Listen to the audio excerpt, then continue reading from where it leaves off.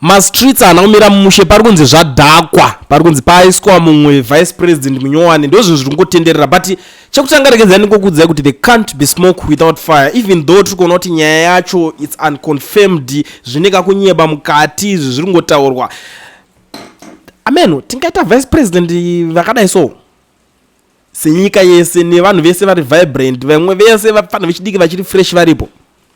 Okay, we talk about it kuti tingodzoti kunofanira kunge muchingotungamirwa nemadhara chete here but nyaya iri panapa yangomuka yakadai so itsamba iyi kai yandivhundudza zvisingaiti. His Excellency the President, yes, in terms of section 205 of the Constitution of Zimbabwe Amendment number 20 Act 2013 is hereby appointed Ambassador retired Army Brigadier General Ambrose Mutiniri as the Vice President of the Republic of Zimbabwe. Ambassador Ambrose Mutiniri takes over the retired Colonel Honorable Kembo Mohadi, who has been retired from the Vice President's position due to ill health. Ambassador Mutiniri is a dedicated Zimbabwean politician who has served as ambassador to Yugoslavia during its days, Minister of Youth Development and Empowerment Creation in Zimbabwe, and he had also been member of parliament for a long time. He is a loyal member of the ruling Zimbabwe African Union Patriotic Front, ZANU-PF, for decades. Ambassador Mutiniri has been appointed the Zimbabwe's ambassador to Russia, but this recent appointment by the President of the Republic of Zimbabwe, Dr. Emmerson Mnangagwa, has proved that Ambassador Ambrose Mutiniri showcased his loyalty to the party and the country beyond proven doubt, and he has continued to have influence in the Zimbabwean politics and beyond. Government wishes him all the best in his recent appointment. Ndotsamba yanyorwa ichitaurwa nezvayo, but chekutanga ndatanga kuzviona zviri kurambwa naJoe Charamba achitaura kuti hazvisirizo, and Joe Charamba ndiye presidential spokesperson ikoko kwana Mnangagwa, ndiye wacho anenge ari spokesperson wacho. Ari kuti when a full grown up human being spend time composing such counterfeit message, they hope to achieve what? This is fraudulent misuse of social media to peddle lies. Ndo mashoko ari kubuda ari kutaurwa panapa kunzi kwete zvamuri kuudzwa ndezvekupenga ndezvekunyeba, ndo mashoko ari kutaurwa navamwe. Vamwe vari kuzoti aiwa Chiwenga is the only president to the end of drama, ndo mashoko ari kubva ataurwa vanhu vari kutaura zvakawanda zvakasiyana siyana. Thank you comrade Dongi Magona. The handwriting is clear, kunyora in large kept kutsamwaka uku pakuda take cover paipa apo but chinenge chabuda asi right. Vanhu vakawanda vari kuti aiwa zvanyebwa zvaitwa zvisirizo, and even this letter ndazokwanisa kunyatsoiongorora tikati regedza titore pen tione kuti tinoona sei kuti ndepapi chaipo panenge paita sei pabhaizika panyepwa tsamba. Makada unyatsotarisa mushe mune zvinhu zvamuchaona panapa pakatarwa nepen apo pese ndo panoratidza kuti tsamba iyoyo ndiye kunyeba. Izvozvo zvima-errors izvozvo the president's office plus nikiringini yacho chakagadzirwa chakaeditwa chakabayirirwa zvacho chikanikirina uko kumusoro kwese uko. I think dai pane team rangu rinokwanisa kunzwisisa zvegraphics. In these days I understand kuti AI can do it better zvekutodaro, enyaya yekuti hakiko pamwe havana kuchisvikirana ku-AI, but chinhu chiri kunyanya kunetsa panapa chekuti pane chidhindo zvekare chepresident's office chiripo pane zvimatsamba izvozvi, but ndangokwanisa kungomaneja kuonera zvinhu izvozvizvi. But let's see constitution yacho section 205 yacho inomboti kudii nezvinhu zviri kutaurwa. Munhu asina kuziva mutemo paanyora chitsamba chake ichi, munhu asina kuziva kuti zvinofamba sei. But ini ndingoti there can't be smoke without fire.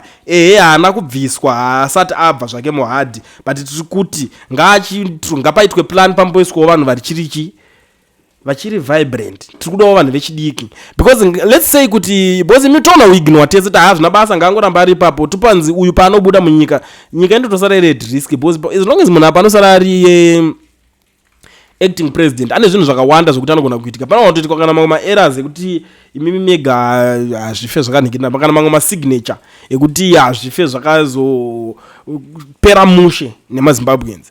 But handisi kuziva zvazvanyorerwa sekutaura kwandazviita kuti hari kuti chii chaita kuti vanyore handisi kuziva. Now ndoda ngoti ndingokuzivisai izvo zvacho zviripo ndisati ndaenda ndine something chandoda kusiya ndakaplaya kuti muteerere. I know kuti muchabatsirikana nezvakawanda. Kune vane vese vari muSouth Africa nganoda kuregistrwa company vavhurwa FNB business account. Bata Education Research Owen Sawira mukuru ari kupedza masports panyaya dzekuregistrana makambani nemi ndiye one anokwanisa kuvhurira company, anokwanisa kuregistera okuvhurira FNB business account usina work permit kana kuti start permit. Zvamanje manje Education Research is the way to go. Ndo plan B iripo inoshanda inobatika iko zvinezvi yamungakwanisa kutoita kungobata Owen ogara kuregistera company okuvhurira FNB business account uri kwauri ikoko usasaswera uchinetsekana kana kuswera uchinovhiringidzika nezvimwe zvinhu zvisina nebasa rese kuchivhairirwa nevamwe kuti una bank account muSouth Africa. Saka batai Owen. Ndakutokusema makateerera muchinzwa zvekutaurwa pane audio richateera ipapapa. Muri seiko mhuri yeZimbabwe? Ndinozviziva kuti takadumbirwa, wherever we are takadumbirwa, takagumbuka, takatsamwa, asi at the same time toona kuti tiri kuda kumbodii nekutsamwa ikoko, tiri kusvikepi nekutsamwa ikoko. Tarisai muone mafira akuita vanhu. Pandiri kuti nhai Mwari wangu, Mwai Mwari wangu, vanhu vamakatipawo kuti vaite vatungamiriri, vaita ana Sauro vanongoda kuuraya. Zvino vanhu zvavapera nhai muZimbabwe Mwari, vanhu vapera, vamwe vachienda kune dzimwe nyika, vamwe varimo munyika asi people are suffering. Kune dzimwe nyika dzacho mukazvitarisa, so mukatarisa for example, good example yandinoda kutaura nezvayo, South Africa. South Africa yakuita zvekugarira vanhu pama-entrance emuhospital, yakugarira vanhu pama-entrance emakliniki, yakugarira vanhu wherever they think they can, kuti tisatombopinda anyway. Vana veZimbabwe ndokwavakazara, vane mapepa, vasina mapasipoti, zvese zvakasangana ikoko. Vamunangagwa, mubvunzo wangu uri kuuya kwamuri direct nevana venyu nehama dzenyu idzo, kuti muri kumboona here kuti ropa riri pamuri? Ndinogona kutaurirai zvenyu zvimwe zvinhu zvokuti munoti imimi zvine basa rei, ndinozozviona musi wekufa. Regai ndikutaurirei vamunangagwa, imi makazvigadza paupresident, imi musiri president ba, hatina kumbokufotera isu. Kuti chokwadi tofa here tine nhamo iyi pamusana penyu nevana venyu nehama dzenyu neshamwari dzenyu? Tarisai muone accident yakaitika iyo kuchitungisa, inondirwadza, ndakarwadziwa. Kuti nhai Mwari matiko hatichatungamirwa nevanhu. For your information, ava havasisiri vanhu ba ava havasisiri vanhu ba, it's either inyoka dzakutitungamirira muZimbabwe. Handi munoziva kuti Satanism is doing anything? Satanism is yazara. Asi takuda kutaurirana pano, ngatinamate. Vamwe vanoti kunamata tinosvika kupi tichinamata? Aiwa, Mwari vanonzwa. Vana vangu, hanzvadzi dzangu, vakoma, vanin'ina, vana amai, vana baba, Mwari vanonzwa. Vanoti nyararai henyu muzoziva kuti ndini Mwari. Mwari vari kuziva havo zviri kuitika. It might take a century, but Mwari vari kuzviona havo. Mwari havakotsiri, ndochandoziva ichocho. Pane munhu mwandanzwa ari kuti nhai vamunangagwa, mari dzamuri kuendesa kuDubai, dzamuri kuendesa kuBelarus, muchazodzidya nguwai? Ini ndiri kutoti vakomana nepandavapa, dai ndangowana mari yakati yekungoti chete ndirarame, kutenga chingwa changu nenyama yangu ndodya zvangu kusvikira zuva rekufa richisvika. Asi vanhu vari kuisa mabillions and trillions, mozoishandisa kana zvadii?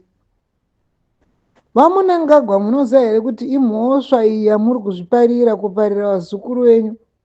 Let's sit and wait. Asi munenge musisipo, ndokuziva kwangu. It's either you or me, munenge musisipo, o ndinenge ndisisipo. Asi zvichaitika kumberi uko muchazviona. Vamunangagwa ndifunga kuti muchiri munhu ari kufunga ba kana kuti muchiri noti munhu chaya chayaka anonzwa tsitsi. Munhu chaya anonzwa tsitsi, but vamunangagwa munenge maita nyoka kana kuti mhuka kana kuti imi muri kufungidzira kuti ndimi murume muZimbabwe akamirira varume vese kana kuti vana veZimbabwe. But what are you doing with those people? Look at this now. Vana vaita accident mhuri yeZimbabwe, 17 people. What are you giving those families? Vanhu vafa breadwinners. Muri kuvapei compensation. You should compensate those families. But hatina kana message yatambonzwa iti kuti vamunangagwa vane zvavambotaura. Mukati vamunangagwa mune dzakakwana 5 chadzedzo kuti munotadza kana kungoitawo kungotaurawo zvinonzwikwa nevanhu veZimbabwe kuti mune urombo kuti kune vanhu 17 vafa. Hamuna basa nazvo because imi muchamuri kudai ropa revanhu. And that's all I can say. Saka ndiri kuti hamusisiri munhu vamunangagwa maanyoka. Nyoka chayo chayo. Because nyoka haifunge, nyoka inongoda kuruma. Ndapota. Ndadzokazve pasi pechigaro chenyu Mwari. Ndadzoka pasi pechigaro chenyu Mwari. Avo vanhu vamakatipa ava havasisiri vanhu baMwari. Avo vanhu vamakatipa ava aiwa havasisiri ba. Takutotaura nedenga. Mugore riya ramati Sauro, handichamudi ba, haasisiri mambo. Ndo zvamaita the same naMnangagwa. Asi tamirira kanguva Mwari. Tamirira nguva. Nguva ndeyenyu Mwari. Nguva ndeyenyu Mwari. Tarwadziwa mukati meupenyu hwedu. Tarwadziwa Mwari. Itai zvamunoita munguva yenyu. Hatikupei nguva baMwari. Nguva ndeyenyu. Nguva ndeyenyu Mwari. Asi chandauya ndichitaura ndechekuti Mwari, taita nyoka, taita mhuka munyika dziri kutonga vanhu. Havasisiri vatungamiriri ba. Dai Mwari wokudenga zotiitira zvakanaka. Muzotinunura munguva chaiyo yakafanira yamunoda imemi. Masvita.